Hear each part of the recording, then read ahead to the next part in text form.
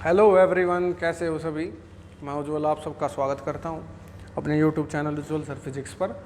और बात करते हैं यार, आज आगे एक पोटेंशियल एनर्जी की डेरिवेशन करेंगे, एक न्यूमेरिकल कराऊंगा, ठीक है। और वो बता देता हूं यार आपको, जो एरर हो गया था तो एरर और देख लो। एरर वैरर तो कुछ भी नहीं था, देखो मैं बता देता हूँ ऐसे, ठीक है। मैं सवाल आइसोस्केलिस ट्रायंगल का मैंने क्वेश्चन कराया था, तो क्या था यार, वो है तो कुछ नहीं, ठीक है। तो यहाँ पर क्या था, यहाँ पर शायद हमने एक माइनस की थी, ये माइनस का था, ये भी माइनस का था, और ये यहाँ पर प्लस लेके हमने रिपेल करवा दिया था। तो इसको बस माइनस कर लो, और मैं कुछ नहीं कह रहा आपको, इसको माइनस कर लोगे तो रेजोल्यूशन इस तरफ हो जाएगा जैसा मैंने पिछला क्वेश्चन कराया था, बस और कुछ नहीं, ठीक है। तो ये आपका पिछले क्वेश्चन जैसा हो जाएगा। पता नहीं यार, बच्चे नहीं होते ना क्लास में तो ये चीज़ें हो जाती हैं, ठीक है। बच्चे हों तो एरर रेक्टिफाई हो जाते हैं, तो ये छोटी मोटे एरर हो जाते हैं माइनस प्लस के, तो उस वजह से सारे सब कुछ बदल जाता है। तो कोई बात नहीं, पर आगे हम थोड़ा और ध्यान रखेंगे यार। तो आओ सीखते हैं, मेरे ख्याल में आप सब समझ लेंगे ना, ये समझ दो, बता देना, मैं उसको दोबारा करा दूंगा क्वेश्चन को। बस एरर यही है, इसके अलावा कुछ भी नहीं है।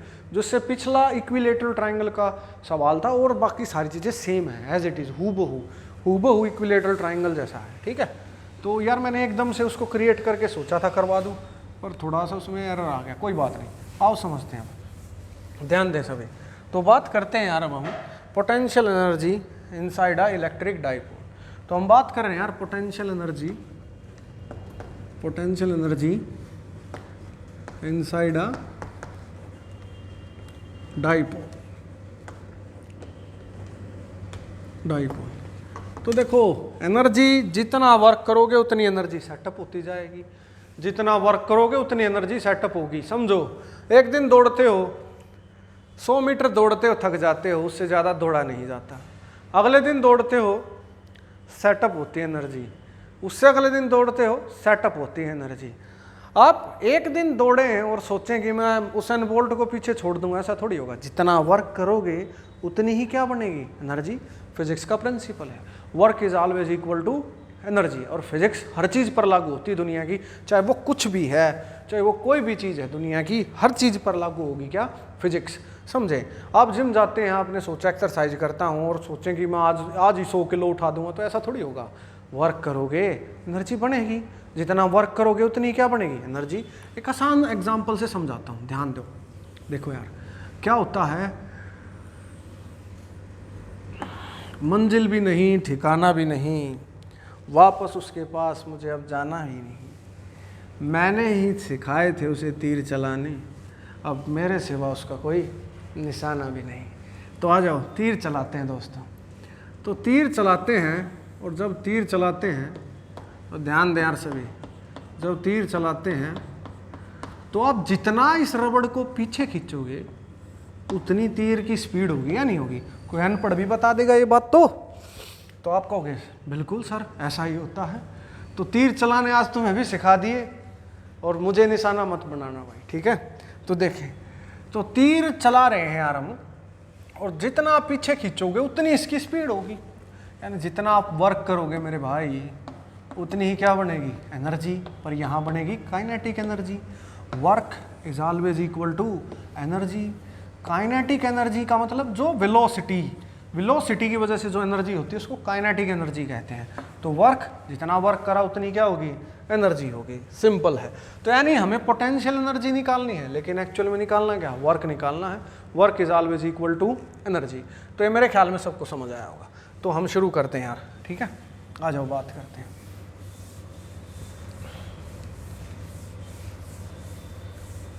मज़े के साथ पढ़ना होता दोस्तों, मज़े नहीं लोगे, मज़े के साथ नहीं पढ़ोगे तो कुछ भी नहीं होगा। आओ बात करते हैं यार, यहाँ थोड़ा सा ध्यान दो, सब्र के साथ सीखो। बात करते हैं, एक डाइपोल था और हमने उसको फील्ड में प्लेस कर दिया। तो यार एनर्जी तो तब स्टोर होगी ना जब वो अनस्टेबल से स्टेबिलिटी में आएगा, मतलब स्टेबिलिटी से अनस्टेबल में होगा। डाइपोल था यार, आराम से लेटा हुआ था, तो वही इट इज़ ऑलरेडी स्टेबल है यार। वो तो -q से +q की तरफ डायरेक्शन है उसकी, ठीक है। तो जब आप इसको घुमाओगे इस तरफ पकड़ के तो आपको वर्क करना पड़ेगा ना, फ्री में थोड़ी घूमेगा। फील्ड है, इसको बार बार सीधा करेगी, सीधा करेगी, सीधा करेगी, थप्पड़ मार के सीधा करेगी। तो आपको घुमाने के लिए वर्क करना पड़ेगा। वर्क मतलब आपको इसको घुमाना पड़ेगा। तो आपने मान लो इसको किसी थीटा एंगल पर घुमाया, आपने इसको किसी थीटा एंगल पर -q + q, आपने इसको मान लेते हैं दोस्तों थीटा एंगल पर रोटेट करा, ठीक है, थीटा एंगल पर घुमाया। तो समझें, पहले स्मॉल एंगल d थीटा पर घुमाया, हम छोटे से एंगल की बात करते हैं, छोटे से एंगल पर इसको घुमाया। तो छोटे से एंगल पर घुमाया तो टॉर्क लगेगी छोटी सी। तो देखो यहाँ पर बात करते आओ, देखो समझो। तो हम सबसे पहले एनर्जी निकाल रहे हैं तो वर्क निकालना पड़ेगा। तो हम कहेंगे small work done in rotating the dipole through an angle D theta. हमने माना कि यार डी थीटा के अलोंग उसको रिपेल कर रहे हैं, तो देखें डी रोटेट कर रहे हैं, सॉरी। तो वर्क जो छोटा सा आएगा, वर्क का फॉर्मूला क्या होता है लीनियर में, फोर्स इनटू डिस्प्लेसमेंट। लेकिन यहाँ तो रोटेट कर रहे हो ना मेरे भाई, तो रोटेट कर रहे हो तो फोर्स का काम कौन करती है रोटेशन में, टॉर्क, और डिस्प्लेसमेंट यहाँ पर एंगल वाली होती है तो डी थीटा, ठीक है। अब बात आती है एज टॉर्क की वैल्यू क्या होती है। आप कहोगे सर पी साइन थीटा होती है, किसी से पूछ लो। मैं कहूँ शाबाश वाह, तो पुट कर देते हैं। डी डब्ल्यू क्या आया, P E sine theta dot D theta, okay. तो अब यार नन्ही सी जान, और इसको कड़ा कैसा करना, बड़ा करना है। तो नन्ही सी जान को बड़ा करने का फॉर्मूला है इंटीग्रेशन का। तो बाबा न्यूटन का नाम लेके हम इसको कर देते हैं इंटीग्रेट। तो हम लिखते हैं इंटीग्रेटिंग बोथ साइड, दोनों ही तरफ इंटीग्रेट कर दो। तो डी डब्ल्यू और यहाँ P E sine theta dot D theta. अब यार रिस्पेक्ट डी के बाद थीटा लिखा है, यहाँ डी के बाद डब्ल्यू लिखा है। तो डी के बाद डब्ल्यू लिखा तो 0 से लेके सारे का सारा वर्क लिमिट लगानी पड़ती है। यहाँ डी के बाद थीटा लिखा है, थीटा लिखा है डी के बाद, तो इसका मतलब है लिमिट लगेगी थीटा इनिशियल से लेके थीटा फाइनल तक की। हमें नहीं पता वो कहाँ तक कहाँ है, ठीक है। बात करते हैं यार, यहाँ देखो अब बात आएगी डी डब्ल्यू बड़ा हो गया, लोग डब्ल्यू कहने लगे उसे, यानी डी डब्ल्यू का इंटीग्रेशन क्या हुआ, डब्ल्यू 0 से लिमिट लगा दी डब्ल्यू की। इंटीग्रेशन के अंदर है पी है, ई है, साइन थीटा है। इन सबको मिलेगा चाय कॉफ़ी ठंडा नाश्ता, सब समोसे वमोसे सब मिलेंगे, लॉकडाउन में भी मिलेंगे। इनको बाहर, इनके पास क्या नहीं है दोस्तों, यहाँ देखो पी और ई के पास क्या नहीं है, थीटा नहीं है। इनको मिलेंगे डंडे और थीटा वालों को मिलेंगे ठंडे, सब मिलेगा इनको, ठीक है। तो ये है, इनके पास क्या नहीं है, यहाँ पर थीटा नहीं है, क्योंकि रिस्पेक्ट किसकी होगी, थीटा वालों की। इनकी कोई इज्जत नहीं, इनको बाहर निकालो, यहाँ से बाहर निकलो भाई, तुम्हारी कोई इज्जत नहीं होगी, लॉकडाउन हो चाहे कुछ हो। थीटा 1 से लिमिट थीटा इनिशियल से थीटा फाइनल तक, sine theta d theta. PE sine theta का इंटीग्रेशन आपको याद करना चाहिए, minus cos theta d theta, और थीटा इनिशियल से लिमिट थीटा फाइनल तक। Upper minus lower, W minus 0 0, W आ गया। अब देखो माइनस को बाहर निकाल लिया, कॉस थीटा, थीटा इनिशियल से लिमिट थीटा फाइनल तक।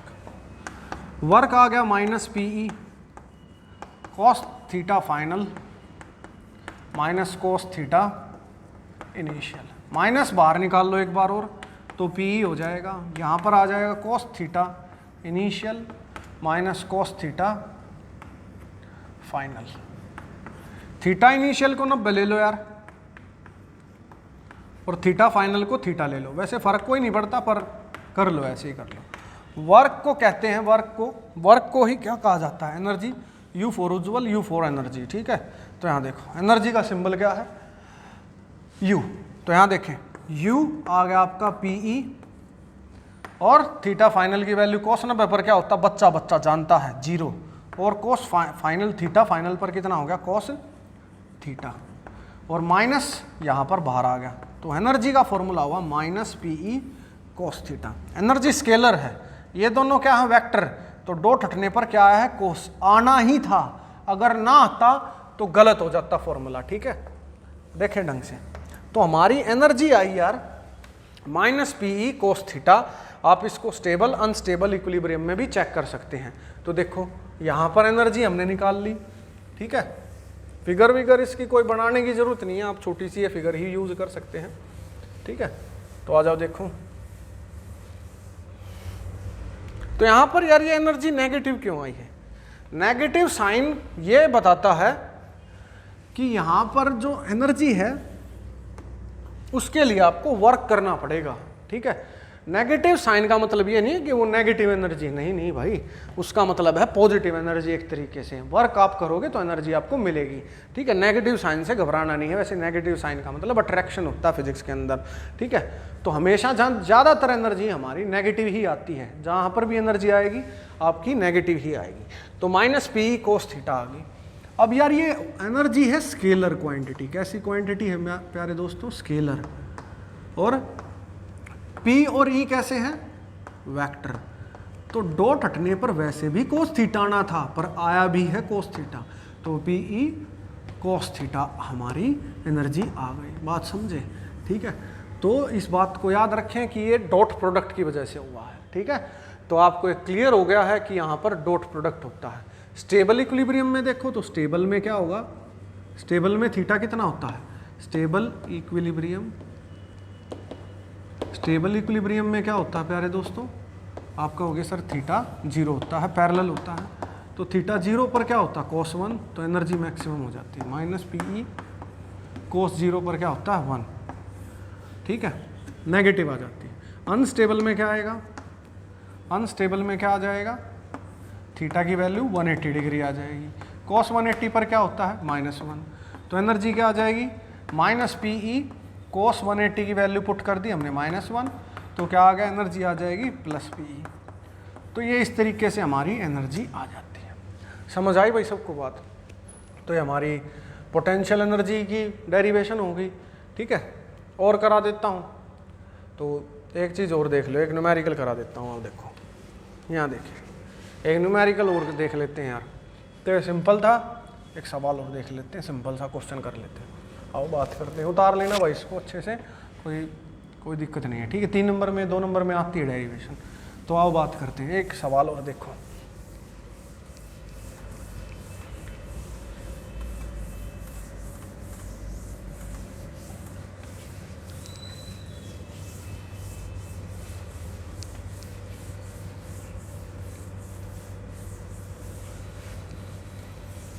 एक क्वेश्चन देखते हैं यार, और क्वेश्चन किस चीज़ का भाई हमारा, बात करते हैं क्वेश्चन की। एक क्वेश्चन और देखते हैं, सिंपल क्वेश्चन है, करा देता हूँ भाई मैं। आओ देखो, एक बॉल है यार 8 ग्राम की, कुलम्स लॉ का ही क्वेश्चन है भाई। अ बॉल ऑफ 8 ग्राम, एक 8 ग्राम की बॉल हैज़ अ चार्ज, उसके ऊपर एक चार्ज है। चार्ज दे रखा आपको 5 × 10⁻⁻8 कूलम का। At a distance 5 centimetre away, 5 centimetre दूर की बात करते हैं। एक बॉल को और रखा जाए, ताकि ये वाली बॉल स्टेबल हो जाए, नीचे ना गिरे, तो उसका चार्ज पूछा, ठीक है। ध्यान से समझें। A ball of mass 8 gram is placed vertically, has a charge 5 × 10⁻⁻8 coulomb. Another ball of unknown charge is placed 5 centimeter away from it. What is the nature and magnitude of charge of the new ball so that upper ball remain stationary in air? वो हवा में ऊपर वाली ball कैसी रहे? Stationery रहे, नीचे ना गिरे। सवाल ये है, ठीक है। तो यार अगर ये वाली बॉल नहीं होगी नीचे तो ये गिर जाएगी, तो इसका मतलब यही रखना है। तो अगर यहाँ पर आप देखें तो इस बॉल को, इसको ऊपर धकेलना है, यानी इसको करना रिपेल। तो ये प्लस का, तो ये भी कैसा होना चाहिए, पहली बात तो प्लस, रिपेल, ऊपर की तरफ धकेलना है, क्योंकि बॉल की टेंडेंसी क्या है, बॉल चाहती है कहाँ गिरना, नीचे गिरना। ये अपने वेट की वजह से कहाँ गिरना चाहती है, नीचे, और हमें कूलम्ब का नाम लेके इसको कहाँ धकेलना पड़ेगा, ऊपर, तब जाके ये नीचे नहीं गिरेगी। यानी दोनों फोर्सेस का सम मिलाकर कितना होना चाहिए, 0 होना चाहिए, इक्विलिब्रियम तभी क्रिएट होगा। इसका मतलब क्या है कि अगर एक ऊपर है प्लस वाई में, तो एक नीचे है माइनस वाई में, कोई से भी एक को आप माइनस नेगेटिव ले लो, ठीक है। तो आप कहोगे कि फोर्स कूलाम्ब की वजह से किसके बराबर होनी चाहिए, वेट के बराबर होनी चाहिए। वेट की वजह से क्या होगा, आप लिखोगे वेट का फॉर्मूला क्या होता है, तो बच्चा जानता है, वेट होता है mass into gravity. Force due to Coulomb, Coulomb's law की वजह से अगर आप फोर्स लिखेंगे तो क्या होती है, आप कहोगे कि सर हमें पता है, अच्छे से पता है। आप कहोगे सर के Q1 यानी 5 × 10⁻⁻8। दूसरा क्या है Q0, Q कह लो या Q0 कह लो, Q ही कह लेते हैं। चार्ज का वैसे भी आपको क्या लेना होता है, मैग्नीट्यूड लेना होता है, और उनके बीच की सेपरेशन 5 × 10⁻⁻2 मीटर कर लो यार, इसको छोड़ो, आसान हो जाएगी हमारी कैलकुलेशन। मीटर कर लेते हैं, छोड़ो, तो मीटर कर लिया हमने, और इसका स्क्वायर। यहाँ देखो क्या है, के की वैल्यू क्या है भाई, 9 × 10⁻⁹ बच्चा जानता है, और 5 × 10⁻⁻8 इंटू Q अपॉन 5 का स्क्वायर कितना हो जाएगा 25। मास कितना है उसका 8 ग्राम, 8 × 10⁻³ और ग्रेविटी कितनी है 10 ले लो, तो 8 × 10⁻² हो गया दोस्तों। ये कितना हो गया भाई, ये 5 से 5 काट दो पहले, तो 5 हो गया, तो ऊपर रह गया 9, 90 रह गया, 90, क्योंकि ये देखो 90 रह गया, और हाँ 90 रह गया, और ये 5, तो इसको एक बार और काट लो 18, ठीक है 18 आ गया, तो 18 और ये काट लो, ये कितना हो गया 4, ये कितना हो गया 9, तो हमारा Q कितना आ गया, ये आ गया 4 × 10⁻² अपॉन 9, ठीक है। 1/9 क्या होता है आपको पता, बहुत अच्छी बात है, नहीं पता कोई बात नहीं, 11.11 1/9 की वैल्यू होती है, तो 1/9 है वैसे, 1/9, इसको एक बार और पॉइंट लगाओ तो 0.11 होता है, इससे मल्टीप्लाई कर दो 10⁻², तो कितना आ गया, तो आ गया हमारा ये 0.44 इंटू 10⁻² कूलाम्ब, तो ये हमारा चार्ज आ गया, ठीक है। 1/9 होता है प्यारे बच्चों 0.11, आपको याद है, बहुत अच्छी बात है, नहीं है तो कोई बात नहीं, ठीक है। तो ये हमारा रिजल्ट आ गया, चार्ज आ गया, और ये चार्ज कैसा होगा, पॉजिटिव होगा। तो आसान सवाल था, पर आते हैं ऐसे आपको आने चाहिए, मैंने बहुत सवाल कराए हैं, पर आप इंटरेस्ट नहीं लेते, तो यार थोड़ा मज़ा कम आता कराने में, कोई बात नहीं, पर मैं कराता रहूँगा। चलो मिलते हैं यार, thank you very much, next class में मिलते हैं, स्ट्रेंथ एंड ऑनर।